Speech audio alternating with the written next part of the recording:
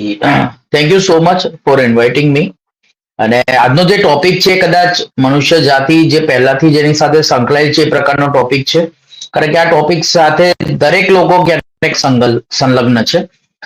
આટલા વર્ષોથી આપણે ઊંઘવા છતાં ઊંઘ વિશે ઘણી બધી બાબતોથી અજાણ રહીએ છીએ. અને ઊંઘની એક સમસ્યા એવી સમસ્યા છે કે જેનું ડિસ્ટર્બન્સ તમને ઘણી બધી બાબતે હેરાનગતિ નોંધી શકે છે. શારીરિક અને માનસિક બંને રીતે એની અસર શરીર પર પડતી હોય છે. એટલે સ્લીપ એક આપણા જીવનનો એસેન્શિયલ પાર્ટ છે. કોઈ વ્યક્તિ ઊંઘ્યા વગર કેટલા વખત રહી શકે આવો એક પ્રશ્ન છે. પરંતુ ખરેખર જોવા જઈએ તો ઊંઘ વગર રહી જ ના શકાય. ઊંઘ જરૂરી જ છે, ખૂબ જ જરૂરી છે. અને એમાં ખાલી ક્વોન્ટિટી નહીં પણ ક્વોલિટી પણ એટલી જ જરૂરી છે. કારણ કે વ્યક્તિ જ્યારે ઊંઘે છે ત્યારે એ ફરીથી રિચાર્જ થાય છે. સામાન્ય રીતે અત્યારે આપણે જે મોબાઈલ ટેકનોલોજીનો ઉપયોગ છે તો મોબાઈલની બેટરી લો હોય ને એને આપણે ચાર્જ કરીએ છીએ. મનુષ્યને જ્યારે ઊંઘનો સમય આવે ત્યારે ઊંઘ મળવી ખૂબ જ જરૂરી છે અને ખૂબ જ સારી રીતે મળવી એનાથી પણ જરૂરી છે. વર્ષોથી આપણે ટેવાયેલા છે કે એટલીસ્ટ રાતના 6 થી 8 કલાક જો ઊંઘ મળી જાય તો બીજા દિવસ આપણો ફ્રેશ જાય. પણ ઊંઘ સાથે તમારી મેમરી ફરીથી રિચાર્જ થાય છે. લોંગ ટર્મ મેમરીમાં જો શોર્ટ ટર્મ મેમરીમાંથી કન્વર્ટ થવું હોય તો ઊંઘ ખૂબ જ જરૂરી છે. બીજા દિવસનો થાક શરીરને જે રિચાર્જ કરી દે, સ્ફૂર્તિ આપે એના માટે પણ ઊંઘ જરૂરી છે. મેમરી સિવાય મૂડ ઉપર પણ ઊંઘની એટલી જ અસર છે. જ્યારે તમારી અપૂરતી ઊંઘ થાય અને વારંવાર જો એવું થતું હોય તો વ્યક્તિ પોતાનો મૂડ સારો ના રાખી શકે. કારણો ઊંઘ બગાડવાના ઘણા છે, પરંતુ ઊંઘના લીધે ઘણા બધા કારણો મળી શકે છે જે શારીરિક હેલ્થ ઉપર પણ અસર પાડે છે. એક સ્ટ્રેસફુલ એન્વાયરમેન્ટ પેદા થાય છે જેના લીધે વ્યક્તિનું શરીર નોર્મલ રીતે ચાલી ના શકે. સ્ટ્રેસ વર્તાય, ડાયાબિટીસ, બીપી જેવા રોગોનું મૂળ બનતો જાય. મતલબ ઊંઘ બધી જ રીતે મળવી જોઈએ અને ટાઈમસર મળવી જોઈએ અને એની ગુણવત્તા પણ સારી હોય આ પણ એટલું જ જરૂરી છે. મતલબ ઊંઘ જે વ્યક્તિ સારું ઊંઘે છે ને બીજા 100 રોગોથી દૂર રહી શકે. આ એક સિમ્પલ એક લાઈનમાં આપણે કહી શકીએ. જી ફરીથી એ જ મુદ્દો છે. ઊંઘ મતલબ મનુષ્યના મગજનું દર્પણ. મૂડ કેવો છે, કોઈને વિચારો કેવા આવે છે, જો એની કોઈ ટેકનિક હોય તો હું એની ઊંઘ પહેલો પ્રશ્ન પૂછીશ કે ઊંઘ કેવી આવે છે, કેટલી આવે છે, ઊંઘમાં શું શું થાય છે, કેવા પ્રકારના સપના આવે છે. કારણ કે બધાથી તમે એના મિરર તમારી ઊંઘના એનાલિસિસ પરથી, સ્લીપ એનાલિસિસ પરથી વ્યક્તિના મૂડ અને એની બોડી વિશે જાણવાનો એક રસ્તો મળે છે. ઊંઘની જરૂરિયાત 6 થી 8 કલાક છે રાત્રે. ઘણા લોકો બપોરે પણ 1-1.5 કલાક નેપ લેતા હોય છે. એ પણ એક સારી બાબત છે જો અનુકૂળ આવતી હોય તો. પણ રાતની ઊંઘ પણ એ સમય પણ બરાબર હોવો જોઈએ. કારણ કે મનુષ્ય પ્રજાતિ મિલિયન યર્સથી, લાખો વર્ષથી એક ટાઈમે સુવા માટે ટેવાયેલી છે. પહેલાના જમાનામાં જ્યારે લાઈટ હતી નહીં એટલે સૂર્યોદય થાય એટલે ઉઠી જવાનું ને સૂર્યાસ્ત થાય એટલે ઊંઘી જવાનું. એક આદર્શ પ્રક્રિયા હતી. કે સાંજના 7-8 વાગે વાળું કરીને લોકો સુઈ જતા હતા અને સવારે સૂર્ય ઉગે એટલે 5 વાગે કે 6 વાગે ઉઠી જતા હતા. ટાઈમિંગ થોડાક બદલાયા છે. લાઈટ આવ્યા બાદ ઘણા બધા ચેન્જીસ આવ્યા છે. લાઈફ સ્ટાઈલ બદલાઈ છે. લોકો પોતાની રીતે મોડિફાઈડ કરતા ગયા છે. પણ હંમેશા દર્શક મિત્રોને ખાસ કહેવા માંગીશ કે જ્યારે તમારી બોડી, ભલે તમે છેલ્લા 20 વર્ષથી લેટ ઓલ હો કે અર્લી લાગ છો, પણ જો બોડીમાં કોઈ ચેન્જીસ લાગે, ડોક્ટર તમને જાણ કરે કે ના હવે તમારું કોલેસ્ટ્રોલ વધી રહ્યું છે, તમને બીપી ની શરૂઆત થઈ રહી છે, જો કંઈક ચેતવવા માટે, પોતાને ચેન્જ કરવા માટે જો પહેલી પ્રક્રિયા કરતા હોય તો બેઝિક સ્લીપ સાયકલ તરફ જવું જોઈએ. અને બેઝિક સ્લીપ સાયકલ એટલે તમારી નહીં, વર્ષોથી મનુષ્યની જે છે, રાતના 10-11 વાગે સુઈ જવું ને 6 થી 8 ની વચ્ચે ઉઠી જવું, દેટ ઇઝ બેઝિક. કારણ કે આપણે ઘણા વર્ષોથી હમણાંથી બદલાયા છે, પણ જે મિલિયન વર્ષથી બોડીની જે પ્રક્રિયા છે એ બદલતા વાર લાગે છે.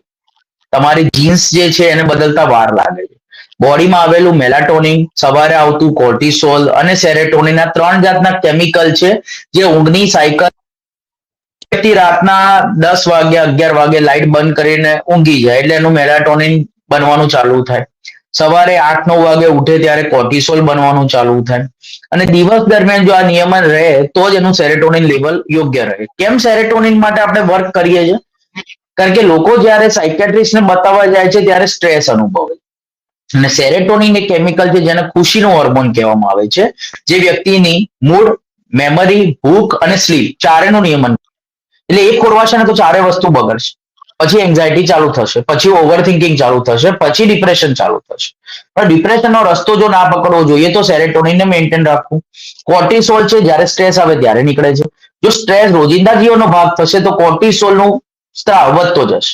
અને એના કારણે હાર્ટ રેટ થી લઈને કાર્ડિયાક અસર થી લઈને ડાયાબિટીસ એટલે કે ગ્લુકોઝ ઉપર પણ અસર પડશે, ઇવેન્ચ્યુઅલી મૂડ ઉપર અસર પડશે અને સ્ટ્રેસ વધશે, સેરેટોનિનનો પ્રવાહ પણ વધશે. એટલે મેલાટોનિન જે ઊંઘ માટે જરૂરી છે એનો જે ટાઈમ છે ને, મેલાટોનિન ને કોઈ બાંધછોડ નથી નડતી. લાઇટ બંધ થાય એટલે ચાલુ, લાઇટ ઉગે એટલે બંધ.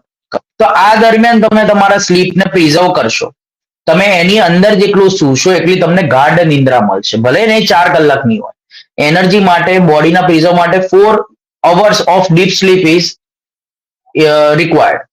ઊંઘના પણ બે ટાઈપ છે, એ પણ એક વાત કરવાની છે કે ઊંઘના પ્રકાર છે. ઊંઘ નોર્મલ ઊંઘ નથી હોતી, એમાં સ્લીપ વેવ્સ આવે છે, જેમાં ડીપ સ્લીપ વેવ અને લાઇટ સ્લીપ વેવની વચ્ચે આપણે ઝોકા ખાતા હોય. ઘણીવાર આપણને જે સપના રાત્રે યાદ રહેતા હોય છે, સ્લીપ વેવ જ્યારે લો થતી હોય, માઇલ્ડ થતી હોય ત્યારે થતા હોય. એટલે તમે ઊંઘવાની શરૂઆત કરો, પછી ડીપ સ્લીપ આવે, પછી લાઇટ સ્લીપ આવે, પછી ડીપ સ્લીપ આવે, પછી લાઇટ સ્લીપ આવે, અને ઉઠતા ઉઠતા તમારી લાઇટ સ્લીપના વેવ્સ વધતા જાય. એટલે તમે 6-7 વાગ્યાથી આમ કરવતો બદલતા હો અને ફાઇનલી તમે ઉઠો. તો ડીપ સ્લીપ જેટલી વધારે મળતી જાય, જેને NREM, નોન રેપિડ આઈ મોમેન્ટ સ્લીપ કહીએ છીએ, જેટલી વધારે મળતી જાય એટલું વધારે સારું. દર 3 કલાકે, દર 180 મિનિટે, પછી 90 મિનિટે એ સ્લીપ વેવમાં કન્વર્ટ થતી હોય. આજે બંનેની વચ્ચેની ફ્રીક્વન્સી જેટલી ઓછી, એટલે કે સ્લીપ વેવ થી લાઇટ વેવમાં જવાનો સમય જેટલો તમે ઘટાડો, જેટલો તમે સુધારો, એટલું તમારું નિયમન વધારે સારું. એટલે હું ફરીથી કહીશ કે quality of 4 hours are more then enough.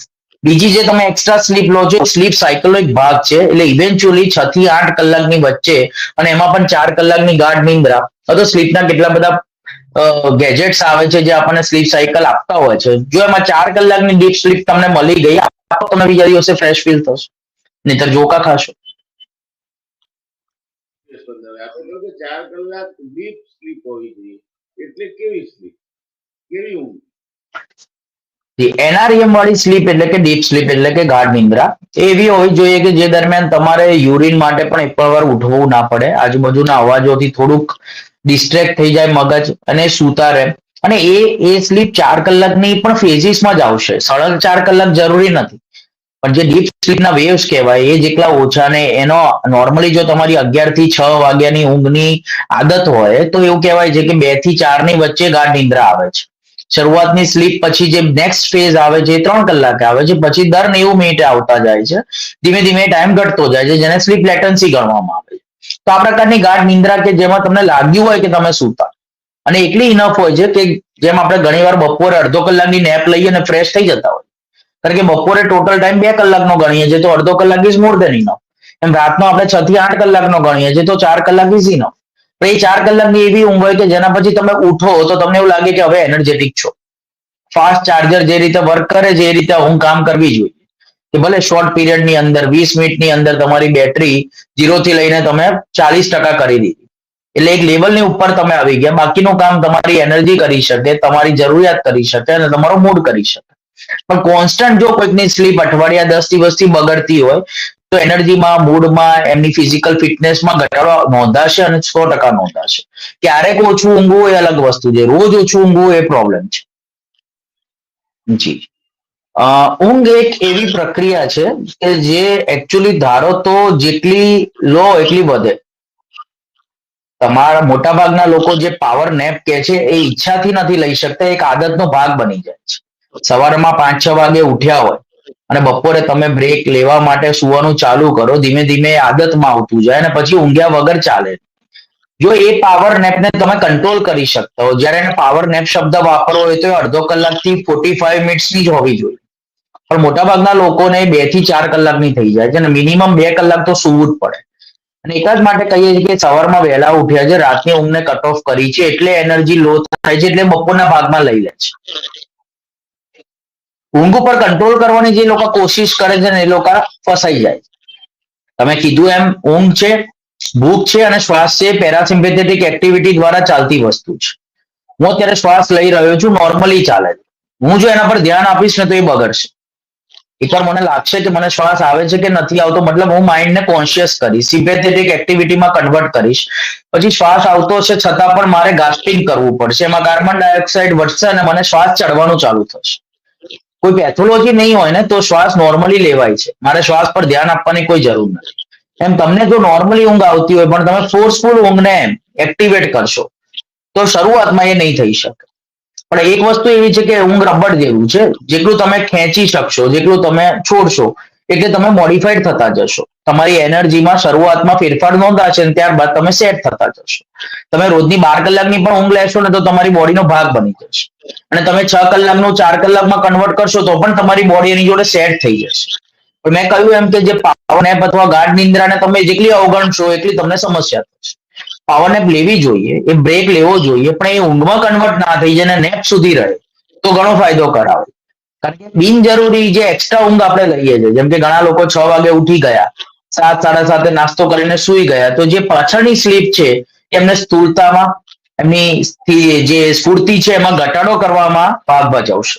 બપોરે વધારે પડતું જે લોકો ઊંઘે છે એમની સ્થૂળતા વધે છે, મેદસ્વીપણું વધે છે અને આગળ જતા બીજા રોગનો ભાગ બને છે. એટલે ઊંઘને વધુ કરવી એ પણ એટલું નુકસાન છે. વિન્ડો પીરિયડની અંદર ઊંઘ લઈ શકાય 6 થી 8 કલાક.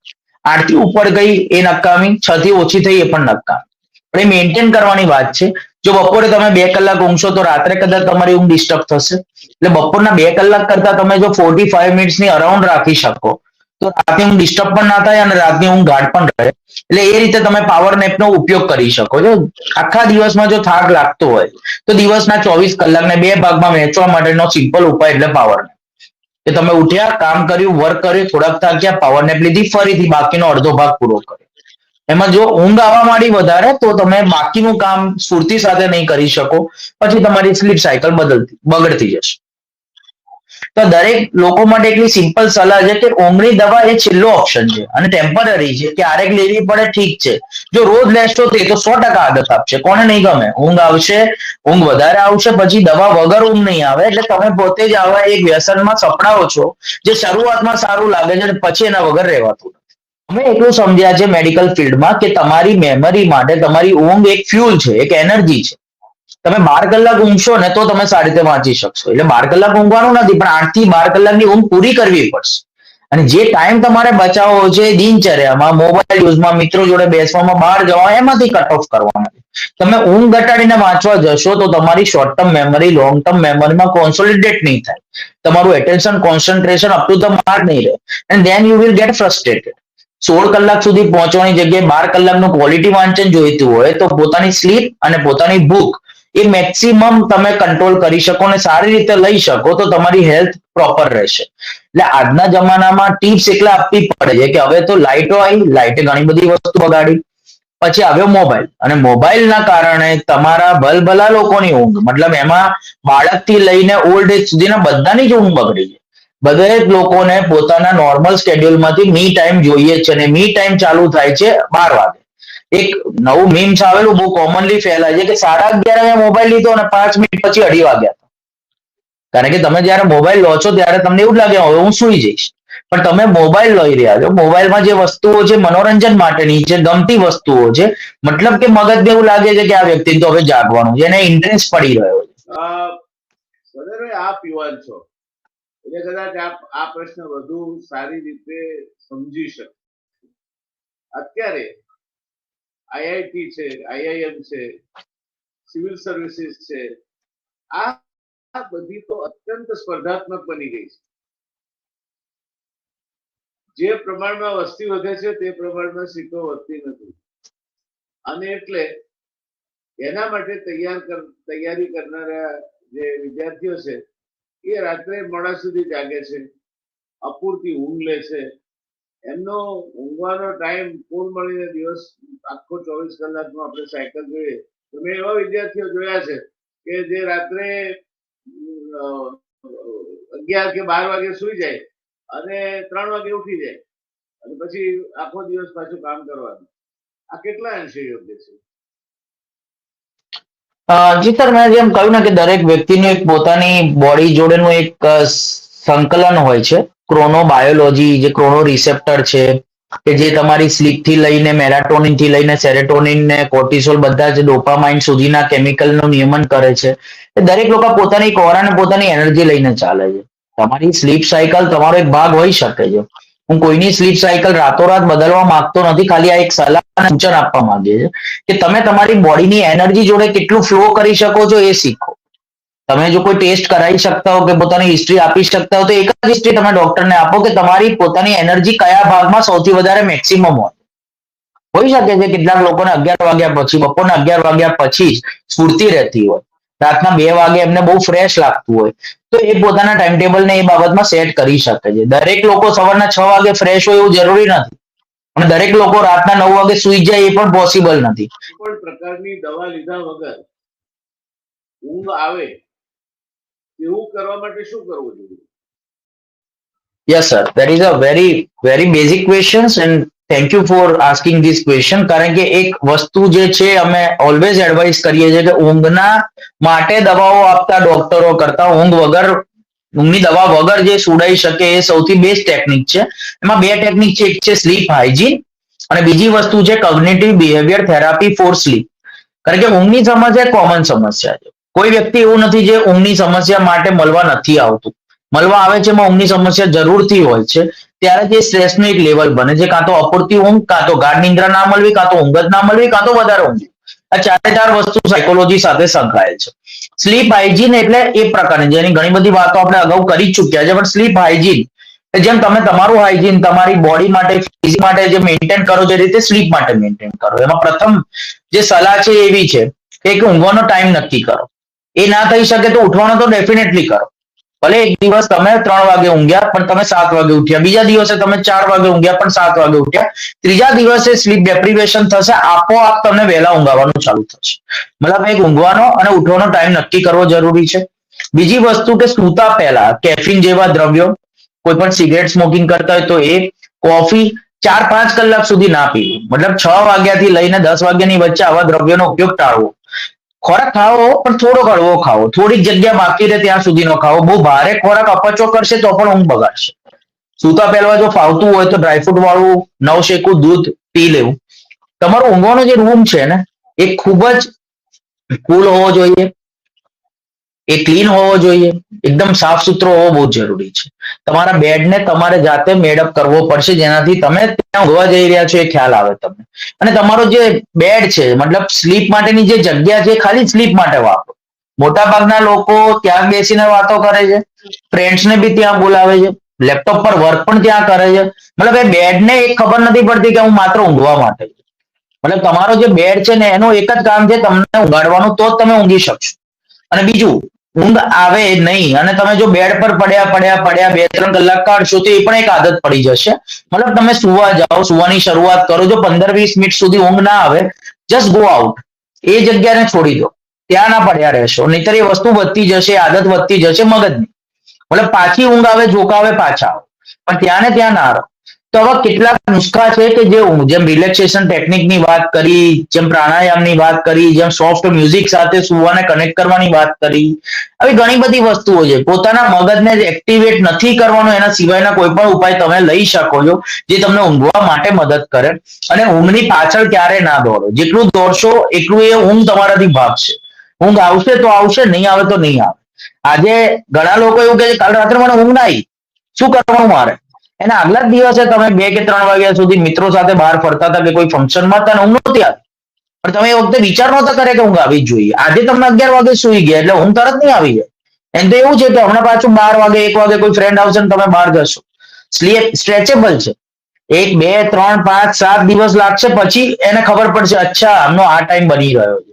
સો જસ્ટ તમારા કન્વર્ઝેશન તમારા સ્લીપ જોડે બેઝિકલી સારી રીતે કરો. બાળક, યુવાન, આધેડ અને વૃદ્ધ એ દરેક કેટેગરીમાં ક્વોન્ટિટી સ્લીપની વાત કરીએ તો કેટલી ક્વોન્ટિટી સ્લીપ એડિક્વેટ કહેવાય? જી, નાના બાળકમાં સર મેક્સિમમ સ્લીપ હોય છે 16 થી 18 કલાક. જ્યારે બાળક પેદા થાય છે ત્યાંથી ઓલમોસ્ટ 1 યર સુધીમાં એની 16 થી 18 કલાકની સ્લીપ હોય છે. જેમ બાળક મોટું થાય છે, ટોડર બનતું જાય છે, એમ એની સ્લીપ ઘટતી જાય છે ને એ ઓલમોસ્ટ 12 થી 14 કલાક સુધી પહોંચે છે. એડલ્ટ જે છે એને 6 થી 8 કલાકની ઊંઘ જોઈએ છે. અને ઓલ્ડ એજમાં મોટા ભાગે ઊંઘ ઘણી ઘટી જાય છે, ઊંઘ ઘણી કાચી બનતી જાય છે. પણ ઓલ્ડ એજના જે પણ પર્સન છે એમની ફિઝિકલ એક્ટિવિટી ઘણી રિડ્યુસ હોવાના લીધે તૂટક થઈને 3 થી 4 કલાકની ઊંઘ બને છે. એટલે એવરેજ કાઢવામાં જઈએ ને તો ગાઢ નિંદ્રા એ પણ 6 થી 8 કલાક. દેટ ઇઝ મોર દેન ઊંઘ. સ્ટુડન્ટ્સ માટે જે એક એક્સ્ટ્રા સલાહ છે કે ઊંઘને સેક્રિફાઈસ કરીને કશું ના કરો. ઊંઘ જ તમારો મેઇન પાર્ટ છે ને એની જોડે હોડ ના લગાવશો. બીજા ઘણા બધા પોઈન્ટ છે કે જેમાંથી કટઆઉટ કરીને તમે સેવ ટાઈમ કરી શકો છો, એના પર ધ્યાન આપો. જી મને સંજયભાઈ ખૂબ સરસ ચર્ચાઓ થઈ ઊંઘ ઉપર. ઊંઘ આધારિત રોગ કયા થઈ શકે? Brief, we have about 3 minutes to go. સૌથી પહેલો સર ઇન્સોમનિયા છે કે જે ઊંઘ ઉડાવી દે છે એને ઇન્સોમનિયા કહેવામાં આવે છે. એમાં પણ પ્રાઇમરી ઇન્સોમનિયા, સેકન્ડરી ઇન્સોમનિયા એટલે ઊંઘ ઉડી જવી એ સામાન્ય રોગ છે. બીજો રોગ છે એ છે રેસ્ટલેસ લેગ સિન્ડ્રોમ, કે ઊંઘમાં કોઈના પગ હલતા હોય. ઇન્સોમનિયા એટલે અનિદ્રા, અનિદ્રા, યસ. અને એમાં પણ ઘણા લોકોને શરૂઆતમાં ઊંઘ ના આવે, એને પ્રાઇમરી ઇન્સોમનિયા કહેવાય. ઘણાને મિડલ ઊંઘ ના આવે, ઘણાને ઊંઘ વહેલા ઉઠી જાય. એટલે એના પણ 3-4 ટાઈપ્સ છે. એ જ રીતે રેસ્ટલેસ લેગ સિન્ડ્રોમ છે કે જેમાં રાત્રે પગ હલતો હોય એવો આભાસ પણ થાય ને હલતો પણ હોય છે, જે ન્યુરોલોજીકલ ને સાયકોલોજીકલ કોમ્બિનેશન વાળો રોગ છે. સ્લીપ એપનિયા જે આપણે વાત કરી કે ઊંઘમાં સપના એટલે ઊંઘમાં શ્વાસ ચડી જવો. ઘણીવાર જે કહેવાય શિફ્ટ વર્કરની અંદર જોવા મળે છે કે એમની સ્લીપની સાયકલ આખી ખોરવાઈ જાય છે. તો shift of cycle of sleep નામનો એક રોગ છે જેમાં શિફ્ટ તમારી બરાબર ના ચાલતી હોવાના લીધે ક્યારેક વધારે ઊંઘ આવે, ક્યારેક ઓછી ઊંઘ આવે. અને આ સિવાય પણ જે નાઇટ ટેરર છે કે સ્લીપ દરમિયાન સતત ડ્રીમ્સ આવવા, કે સ્લીપ વોકિંગ થવું, કે ઊંઘમાં ચાલતા ચાલતા કોઈ વ્યક્તિ નીકળી જાય, આ બધા સ્લીપ રિલેટેડ ડિસઓર્ડર છે જેનો આખો એક કોમ્બિનેશન સ્લીપ રિલેટેડ ડિસઓર્ડર તરીકે ઓળખાય. આ પરિસ્થિતિમાં પ્રાણાયામ અને એને લગતી બ્રીધિંગ એક્સરસાઇઝીસ કેટલી ઉપયોગી થઈ શકે? ઘણી ઉપયોગી થઈ શકે સર. યોગા અને પ્રાણાયામ કેન હેલ્પ એનીવેર. એમાં જ્યાં સાયકોલોજી સાથે સંકળાયેલું મગજ હોય તો એ તો ડેફિનેટલી તમને હેલ્પ કરશે કરશે ને કરશે જ. અને પ્રાણાયામ દ્વારા તમારા શ્વાસ અને સ્લીપ ઉપર કંટ્રોલ મેળવવા માટેનો એક વન ઓફ ધ ઉપાય છે. તમે કઈ રીતે કરો છો, કેટલા વખત સુધી કરો છો, એ રીતે એની ઇફેક્ટ મળશે. આઈડિયલી કઈ રીતે કરવો જોઈએ? આઈડિયલી સર પહેલા તો શીખવું જોઈએ અને કરતા રહેવું જોઈએ. પ્રાણાયામ કે યોગા તમે 100 દિવસે કરો ને ત્યારે એની ઇફેક્ટ આપે છે. જેટલી ધીરજ કોઈની જોડે નથી, પણ 100% આપે છે, એમાં કોઈ ગેરંટી જ છે. અને એમાં તમારા ઉપર આધારિત છે કે તમે એને કઈ રીતે મોડિફાઈડ કરો છો, કઈ રીતે એક્સેપ્ટ કરો છો, કઈ રીતે ચાલુ કરો છો અને કન્ટિન્યુઅસ ચાલુ રાખો છો. પ્રાણાયામ અને યોગા તો જીવનનો ભાગ છે જે આપણે છોડી દીધો એટલે હવે સ્પેશિયલી કરવું પડે છે. પણ એટલીસ્ટ જ્યારે પ્રોબ્લેમ થાય ત્યારે ચાલુ કરશો તો પછી ઉતાવળ નહીં થાય. એ તમારે આયુર્વેદિક પદ્ધતિ કે પ્રાણાયામની પદ્ધતિ જીવનનો ભાગ બનાવવી પડે છે ને ત્યારે અસર આપે. જી ધન્યવાદ સ્પંદને, ખૂબ સારી ચર્ચાઓ થઈ. ઊંઘ આપણે આમ જોઈએ તો બહુ સરળ વિષય લાગે છે કે તો કુદરતે આપેલી ભેટ છે, પણ એ કુદરતે આપેલી ભેટ જ્યારે આપણને યોગ્ય રીતે આપણે એને નથી વાપરતા અથવા તો એ રીતે વાપરીએ છીએ કે જે સરવાળે ક્યાંક ને ક્યાંક કોઈ વિકૃતિ સર્જે છે, ત્યારે એ તમારી માનસિક સ્થિરતા અથવા માનસિક વિચાર શક્તિને સીધી અસર કરે છે અને તમને સ્ટ્રેસ, જે આજના જમાનાનો મોટામાં મોટો દુશ્મન છે, એ તરફ લઈ જાય છે.